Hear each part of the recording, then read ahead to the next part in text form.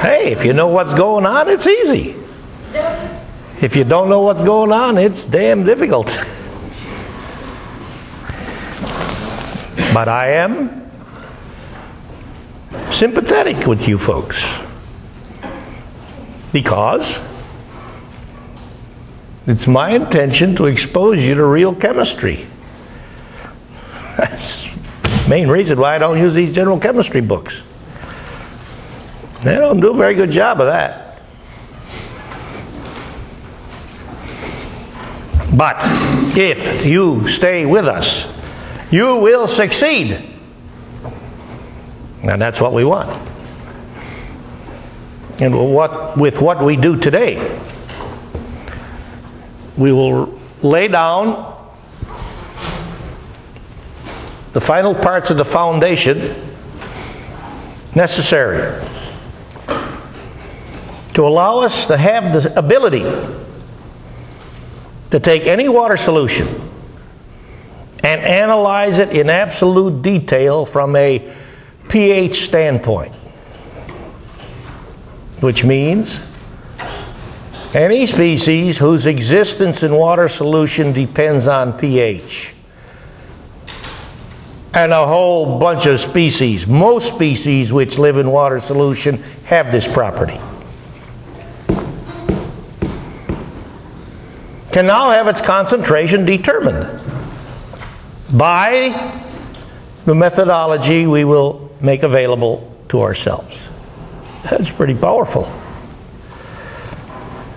With this, you'll be able to go to analytical class, for example, and take apart any solution they ask you to consider. Because I'm sure all the chemistry they're going to do is in water solution.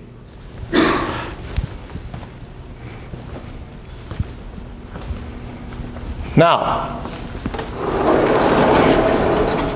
and as I've said here, we'll have the scores posted, the key up soon next week. And as I told you, considerable quantity of earnable extra credit on every exam and quiz. This stuff is tough. So I like to keep that reward factor out there in front of you. Let you know that if you work, you will achieve. Not only from a knowledge standpoint, but from a grade achievement standpoint. Because I know transcripts mean a lot. 14 points a pop. You can do the arithmetic and see with an exam base value of 200 points how many points above and beyond 200 you can get. So if you now recognize and understand how I keep score, don't ask me about out of. Out of doesn't mean a damn thing. Percentages don't mean anything. Curves don't mean anything. Statistics mean nothing the way I play the game. You will establish a grade for yourself in the course, because I don't give grades. I keep score. You give the grade. I just tally. You get a grade as if you're the only student in here. If everybody winds up with sufficient points to make an A, that's what I write down, and I'd be damn happy to do just that. And as I likely have told you before, if the registrar were to quibble about that, I'd give them the test. Say, here, you take it. See what you can do.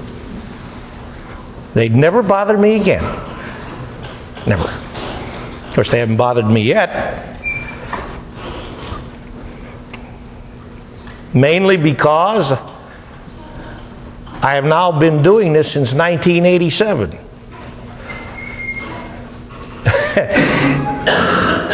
And many people on this campus, practically anybody that has anything to do with chemistry, you mention my name and they know what's going on. Be that good, bad, or indifferent, they know what's going on. And they know the Mickey Mouse factor does not apply to this gang.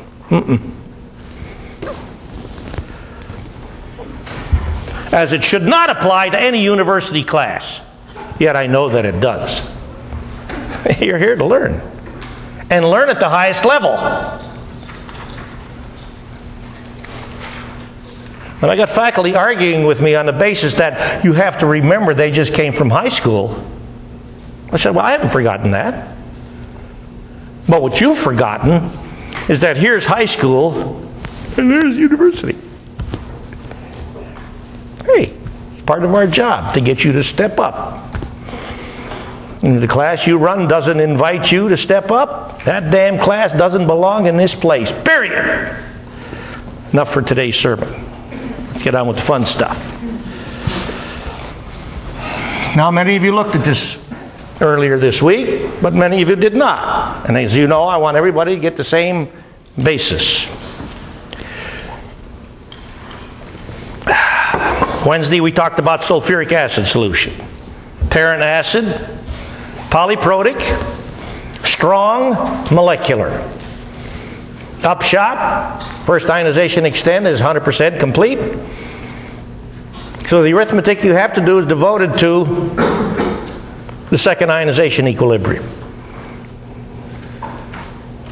for which a K value applies. Now when we get to chapter 21, I'll show you how to get a K value for the H2SO4 molecule itself. What kind of a value do you think it is relative to 1? Relative to 55.5, because that's Ka for hydronium ion. A lot larger.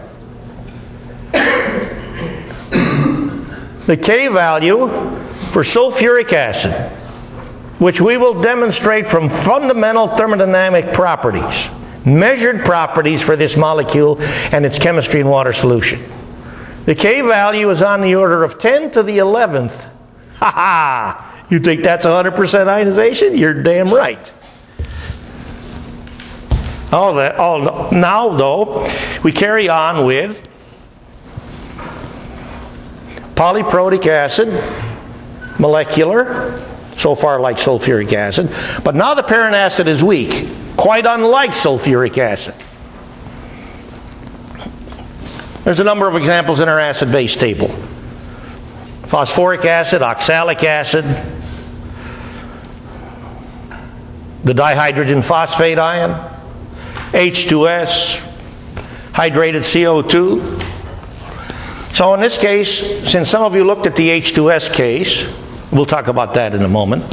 In addition to this, let's take a look at what's in the notes on determination, calculation of hydronium ion, say for 100th molar to 2 sig figs hydrated CO2. You can't get hydrated CO2 to be present at a molarity, I think about, other than about 0.020 max, unless you put the system under pressure to keep the CO2 dissolved. Then you can do that.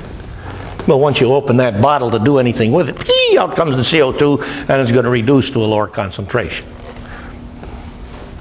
Chemistry. First ionization, second ionization.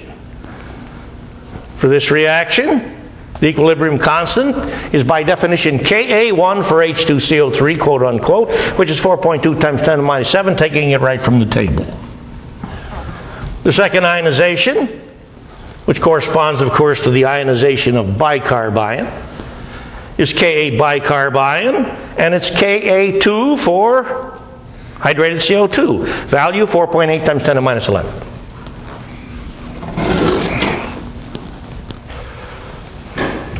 So we looked at the quantitative factors which apply to this. Now let's understand what they mean. Number one, Ka1 is much bigger than Ka2 because. Now you might also realize from what I just said that Ka1 for sulfuric acid is a hell of a lot bigger than Ka2 for sulfuric acid. For any polyprotic molecular acid, Ka1 is always going to be a heck of a lot bigger than Ka2. Why is that? Why is that, Professor Coulomb? You heard about Coulomb's law in 2045, didn't you? I argue in my 2045 class that Coulomb's law is the most fundamentally important law in the world of chemistry. Why not? Atoms are fundamentally what? A system composed of negative particles called electrons and positive particles called protons, which reside in the nucleus. Now, of course, neutrons are also part of the puzzle, but neutrons don't have much impact on the chemistry of materials. A big impact on formula mass, but not much on chemistry. Now that's not true when you get to nuclear chemistry. Then nuclear composition means a lot. But for, let's say, the kind of chemistry we're considering, neutron composition of the nucleus doesn't mean much. Hey. It's these positive things that live in the nucleus which maintain the the stability of any atom. Keep the electrons from flying off into space. And likely in 2045, when you were introduced to the fundamentals of quantum theory, were told, at least in brief, about the model proposed for the hydrogen atom, the simplest atom in the periodic system, by Niels Bohr.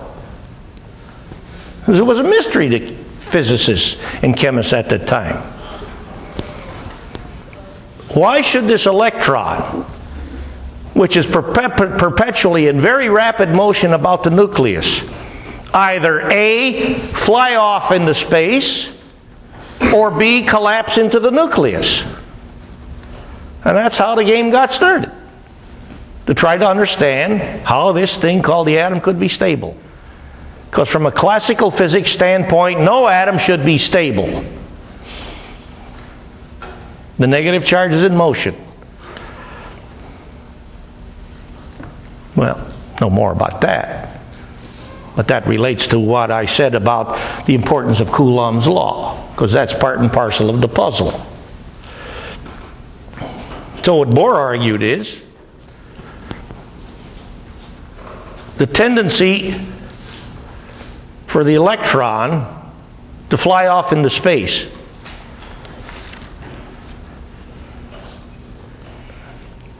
which is related to centrifugal force, must be in some fashion counterbalanced by the tendency for the electron to crash into the nucleus, centripetal force. Okay? That's where it got started. In any case, we want to get back to this issue, Ka1 versus Ka2. Why is it the case for a polyprotic molecular parent acid that the second ionization constant has got to be a lot smaller than the first ionization constant? And if we go to a third ionization constant, like for a triprotic acid, phosphoric, then the third ionization constant is guaranteed to be a lot smaller than the second ionization constant. What's going on here, Coulomb?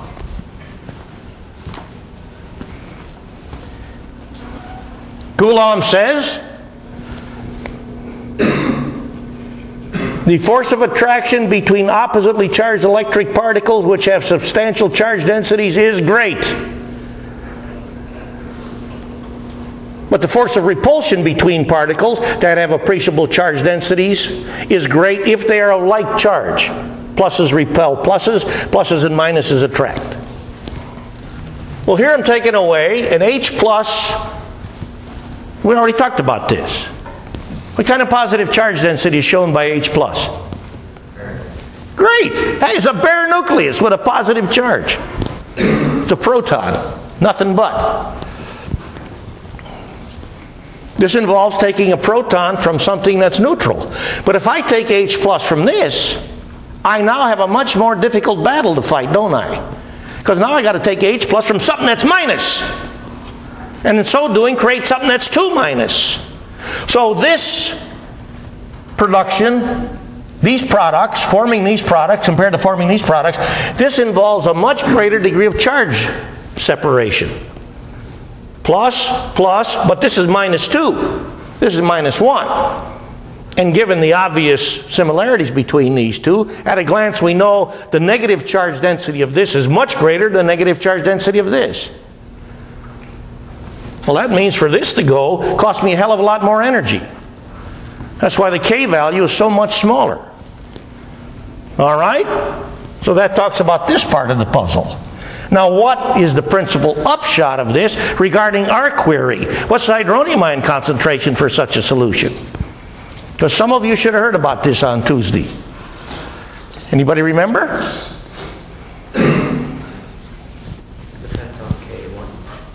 The hydronium ion concentration for a weak polyprotic molecular acid depends only on Ka1. No known exceptions. Ka1 only. That's it. So that simplifies considerably the arithmetic you have to do to get the hydronium ion concentration.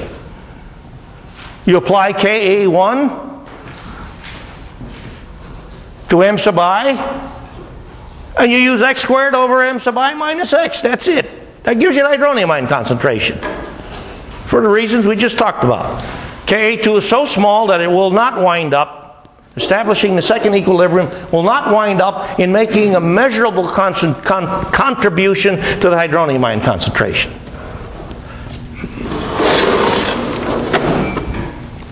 So if I want the hydronium ion concentration for our 0.010 molar quote-unquote H2CO3 solution, here it is. Because m sub I minus x is going to equal m sub I. If you don't believe that, write it down on a piece of paper and prove it to yourself. There's m sub I, there's Ka1. I take the square root. We've already done this many times. And I get 6.5 times 10 to the minus 5. How in the hell I got 6.5 times 10 to the minus 7 written up there, I don't know. I know every once in a while I get up here and I write some screwy stuff. I had the formula for sulfuric acid written incorrectly the other day. When you see this, holler. Throw stones. Do something. Throw beer bottles.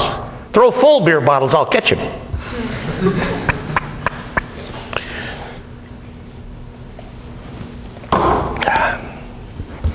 Now then, based on what we have said, what is therefore the carbonate ion concentration? Which you might recall I asked you at the end of last class, and in fact wrote it on the board. What's the carbonate ion concentration for our hydrated CO2 solution? Tell me the number and I'll write it down.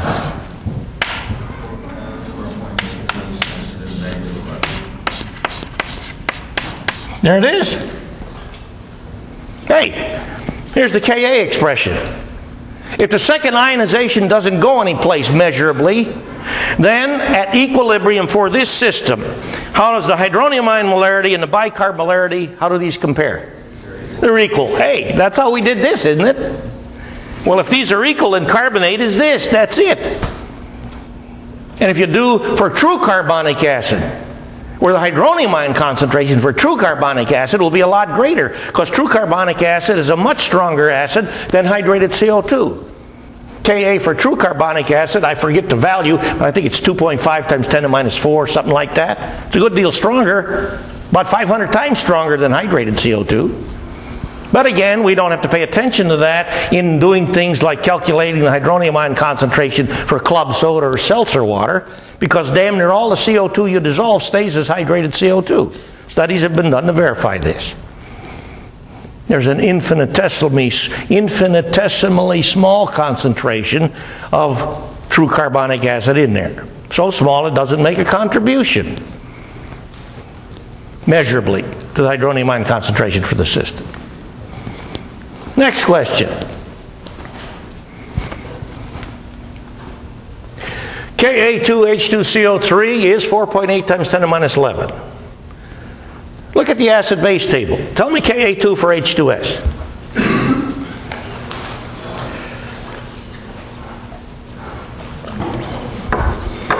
Given that H2S, as we've already noted, is another polyprotic molecular acid that is weak. What is this?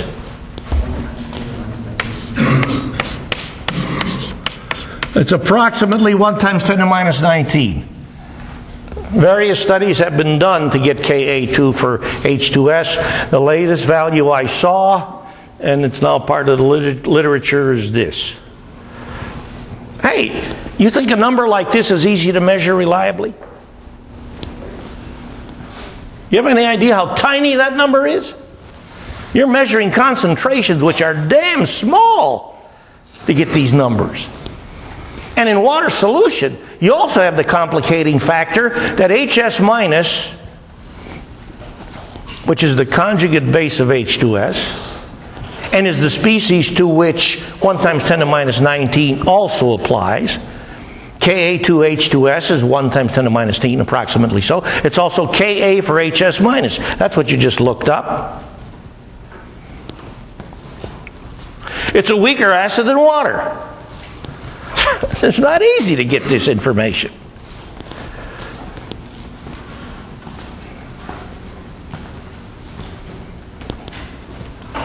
So this is a very tidy number. This is Ka2 for H2CO3, but it's a heck of a lot bigger than this.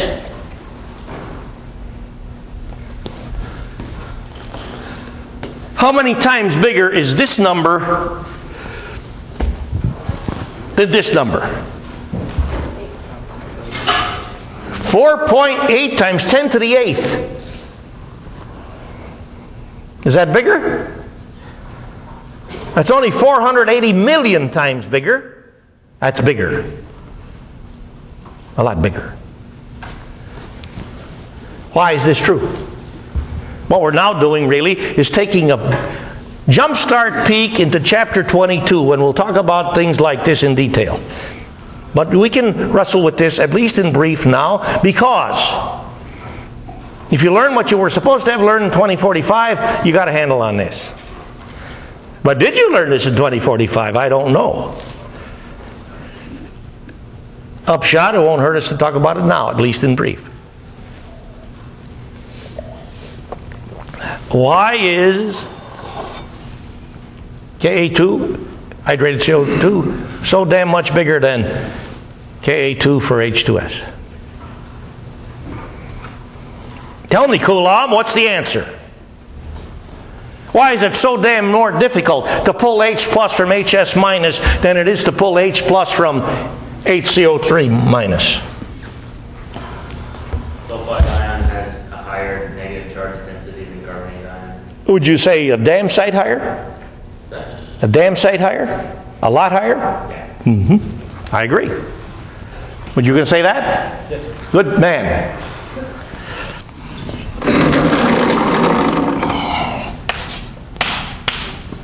This is a monatomic species with a charge of -2. Now, if I'm of a mind to play the game of actually calculating its negative charge density, since the charge is practically speaking on the surface, I'll get data on the size of sulfide ion, I'll calculate its surface area, and I'll take -2 and divide it by the surface area. That gives me a handle on negative charge density for sulfide ion, based on charge to size ratio. What are you going to do to get a handle on negative charge density for carbonate ion? What will you do to get a handle on negative charge density for carbonate ion? What will you do? What?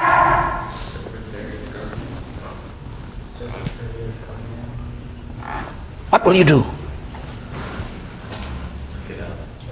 This is what I tell the people in 2045. There's this stuff you need to do, damn it. This is chemistry. You examine its structure. Ha ha ha. Can you do that? I want you on your paper right now to write a structural representation of carbonate ion. Do it. 5, 4, 3, 2, 1, 0, time's up, done.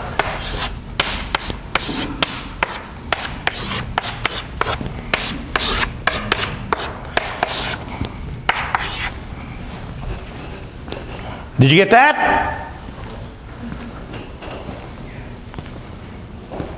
A trigonal planar species, carbon sp2 hybridized, and perfectly trigonal planar. What will you tell me about the carbon-oxygen bond lengths and strengths for this species? Is one shorter and stronger than the other two, or are they all the same? All the same, or one shorter and stronger than the other two? How many vote for all the same? How many heard of residence? They're all the same. Oh. This is a fact. I'm not making up this story. If you go to the laboratory and measure bond lengths and strengths, carbon-oxygen bond lengths and strengths for this thing, you find they're all the same. Each shorter and stronger a CO single bond and longer and weaker than actual CO double bond. That's not your fault. It's 2045 people's fault. This is the stuff they should do. Put this stuff to use. Let you know what this stuff means. Now then, let's talk about charge density. Based on this Lewis structure, I've shown you the electron structure for this thing. But we know this electron structure is not correct. I can't draw a picture of resonance. Because practically speaking, I have 1, 2, 3, 4 shared electron pair bonds spread uniformly over 3 bond sites. You agree with that? Bond order is 4/3. You heard about bond order in 2045. I want you to draw me a picture of 1/3 of a bond. How the hell can I do that? 1/3 of a shared electron pair. I cannot do this. Yet I've seen textbooks who make a feeble attempt at doing this with dotted lines and funny business things all over the place. You're up against it with resonance. You simply and flatly cannot provide an accurate pictorial representation of resonance. You can't do it. Because I can't draw pictures of parts of bonds. I defy you to draw me a picture of 1/3 of an electron pair. What the hell is this going to look like? Can't do it. But I can talk about it. And I have to talk about it because this is very much a part of the chemistry of this species and all other species which have this very important valence electron property called RESONANCE. Right? Tell me. -2. If H plus approaches this, does it seem ever so obvious that the H plus is going to make a bond with one of these oxygens? From a charge magnitude standpoint, what is the negative charge of each oxygen atom for carbonate ion? Don't tell me -1, -1, and 0. 2/3. That's right. So, here's H plus, because you got 2 minus, total of 2 minus, right? Or -2, divided by 3 oxygens. Because every one of these oxygens is electronically equivalent. They have to be. That's the only way these carbon-oxygen bond lengths and strengths can be the same. But I can't draw a picture of that. But I can sure as hell think about it and talk about it, and that's what we're doing. So I now have recognized that the true negative charge distribution for carbonate ion is -2/3. Come on in, chemistry's great. -2/3 for every oxygen. So here's H plus. Swimming around in solution. It looks at this species which is attracting it with a negative charge of -2/3, really. And this thing which is attracting it with a negative charge of -2. Where's this thing going to go? Bing! It's a much stronger base. That's why the difference in the K values. That's the kind of stuff we'll do in detail in chapter 22. For now, this conversation was for fun. Just to open your eyes and open up your computer to stuff which we're going to talk about in detail. But stuff which you know how to talk about. It's just that you were not programmed to talk about it. Well, I'm going to program you to talk about it. And we just started. All right? Now then, on occasion students ask, and this is a good question, I think, because they're ill at ease with the numbers. How can I verify that the second ionization, in this case for H2CO3, I mean hydrated CO2, because that's what we got on board. How can I verify the second ionization does not contribute measurably to the hydronium ion concentration? What would you do to verify that? Well, if we neglect the second ionization, which is what we did, we get a hydronium ion molarity of this. This is in total neglect of the second ionization. Our obligation is to prove that this is correct. To prove that we don't have to pay attention to second ionization. What would you do?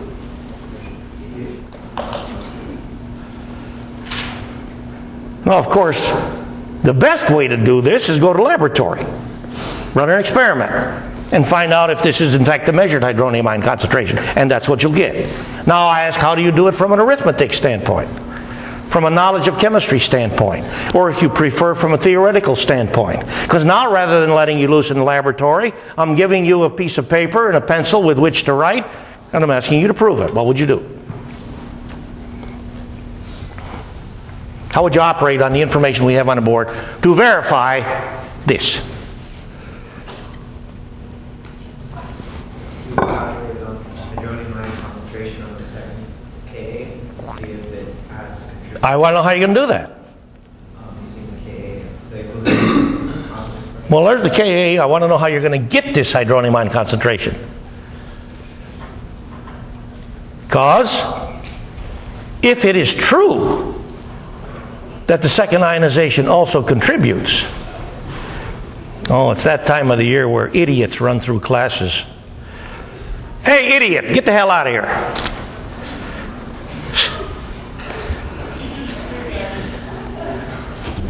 I've been tempted, when this kind of stuff goes on, to tie a rope across the aisle. About this high off the floor. But you know what would happen? I would get sued. I would get sued. The fact that this place of learning is violated, that wouldn't mean anything. Some idiot lawyer someplace along the line would figure out how to manipulate this system, which already has been overloaded with a bunch of absurd, stupid laws, to prosecute me and win. We are presumably the most civilized nation in the world. Yet we have 5 times more people in penitentiaries in this country than any other country. That's on a per capita basis. Something's wrong. Something's wrong. That's one more thing you folks have got to wrestle with. And it's my job to do the best I can to program you as well as I can to be able to wrestle with this kind of stuff. We don't need that kind of idiocy. It's wrong. Now, I got a feeling I don't even have to explain it to you. You know it's wrong. You see these statistics and say, what the hell's wrong? This is supposed to be the best country on earth. What's going on here? Problems to think about. Back to this. Statement. If the true hydronium ion concentration for this solution is contributed to by the second ionization, measurably, then the hydronium ion concentration has got to be at least what? It's got to be at least 6.6 times 10 to the minus 5. You hear that? Because we got this by just paying attention to the first ionization. The hydronium ion concentration would have to be at least 6.6 times 10 to the minus 5. Now notice the difference between these two values. 6.6 times 10 to the minus 5, 6.5 times 10 to the minus 5. The difference is 0.1 times 10 to the minus 5. You agree with that? Nothing fancy. 6.6 times 10 to the minus 5. Less 6.5 times 10 to the minus 5 is that. And this concentration, because it represents a contribution to the hydronium ion concentration, if the true hydronium ion concentration is measurably bigger than this. So it'd have to be at least 6.6 times 10 to the minus 5. This would be the concentration of what species? Beside the contribution to hydronium ion, what would that be the concentration of? Carbonate, you're right. So operate on this with carbonate considered to be 1.0 times 10 to the minus 6. I just rewrote that. And you'll find out you can't satisfy this equilibrium with that carbonate value. It's too damn big. Way too big. That, I think, is the simplest way to prove this issue, or resolve this issue. All right, on we go.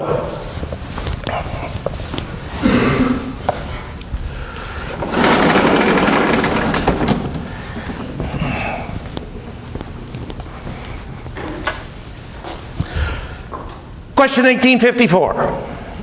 I'm not even going to write stuff on the board. I'm going to talk you through it. I'm assigning you 2 tasks. The textbook, the notebook, the notes question says, get the phosphate ion concentration.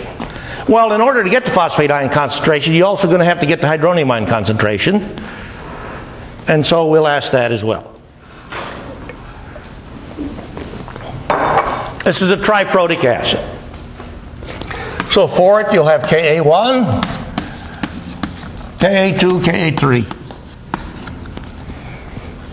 And please note that the value I have tabulated in the notes package is incorrect. Ka3 for this stuff is 4.5, not 4.2. This is what's in the notes.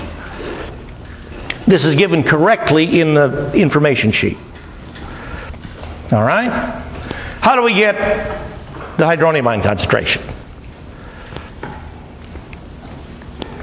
You operate on Ka1. 6.0 times Ka1, take the square root. There's the hydronium ion concentration. Now when I go to Ka3, because that's the equilibrium I have to pay attention to get the phosphate molarity, I'll be looking at this.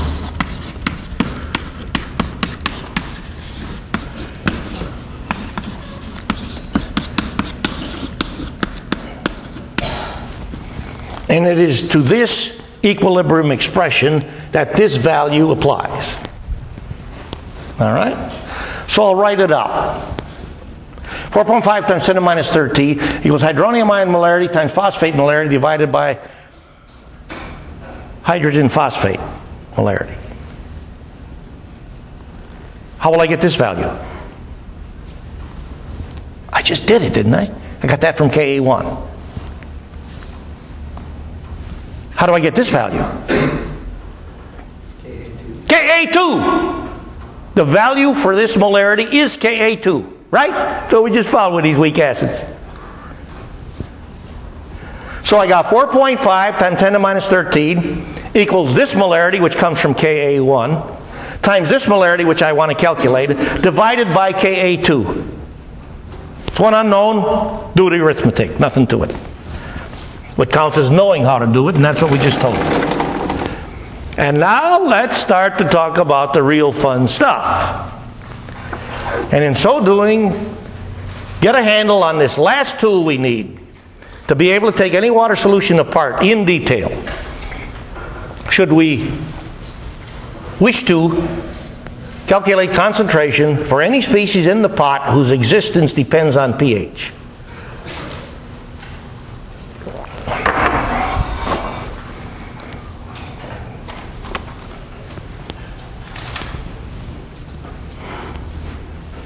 Principal species inventory.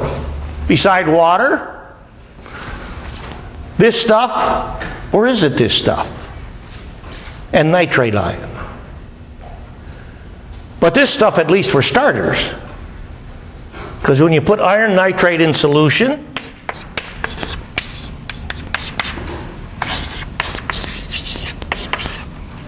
because of the substantial positive charge density of iron plus 3, interaction will take place with 6 water molecules per iron plus 3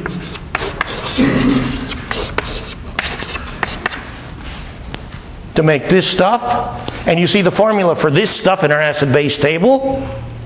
And you see the Ka value. 4.0 times 10 to the minus 3. That's a rather substantial Ka value.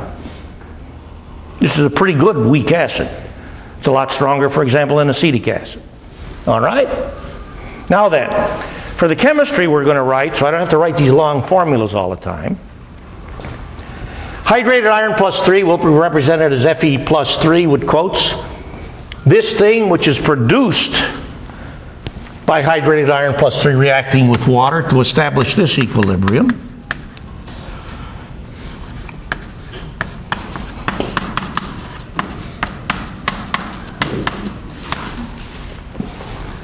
That thing over there. Hydroxo pentaquo iron plus 3. And then we will consider quote-unquote Fe plus 2, which is hydroxo pentaquo iron plus 3, also reacting with water.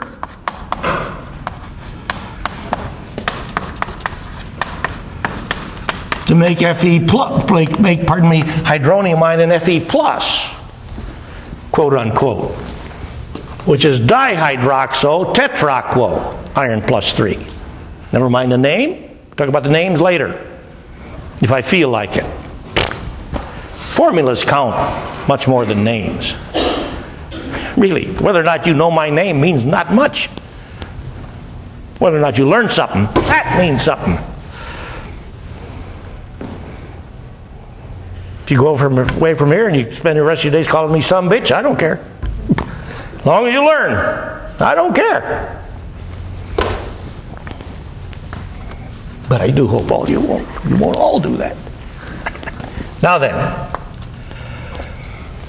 tell me, if Ka1, let's write this over here, for our quote-unquote iron plus 3 is 4.0 times 10 to minus 3.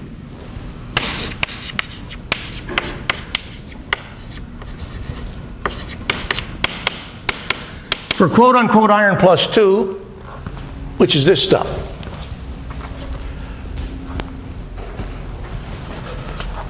I expect you don't have any trouble accepting my contention that whatever the value is for Ka2 has got to be smaller than this. The question is Ka2 a lot smaller than this? What do you think about this one, Coulomb? Because notice, proton ejection here is favorable because you're reducing positive charge, aren't you? To get H plus to be lost by that or by that is favorable coulombically because this involves plus repulsion. So unlike this molecular acid stuff where you got to take H plus from something's negative, here you're taking H plus from something that's positive, and that is favorable. So that accounts for why Ka2 for Fe plus 3,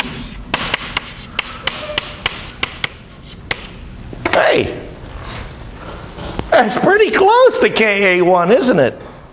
Ka1's only 8 times bigger than Ka2. This lays foundation for the fun part. What's the fun part? You think for this one we can get hydronium ion concentration calculated correctly by just looking at Ka1? Ain't no way. Ka2 also contributes. Now then, if I tell you that this stuff is pale violet, and here's the bottle with its M sub I label on it. You're in the laboratory. And you're going to deal with solutions of this stuff when you get to assignment 10 at the end of 46L and earn extra credit. Do you think a water solution of this stuff is going to be pale violet? Well, if there's an appreciable molarity of this in there, you wouldn't be surprised to see pale violet, would you? But you won't. You're going to see yellow-brown. What's that tell you? Or why will you see the yellow-brown? Same question, asked a different way. Is that a substantial... Oops, I put the board over it. As far as weak acids are concerned, is this a rather substantial K value? Yes. And is this solution fairly dilute? Yes. So you do think the ionization extent of high, quote-unquote iron plus 3 is substantial? Yes. And yellow-brown is a more intense color than pale violet, isn't it? So, we've already laid foundation for recognizing that if I want to get the hydronium ion concentration calculated correctly for a solution like this, I got to pay attention to Ka2. So here's the headache. I don't know what this is, and therefore I don't know what this is because these won't be equal. Which means at equilibrium I won't know what this is, and I won't know what this is. I got 4 unknowns and 2 equations. How am I going to solve this? Do I need more equations? You're damn right. And next time we'll look at developing all the equations we need. One of which we've already come across is called material balance.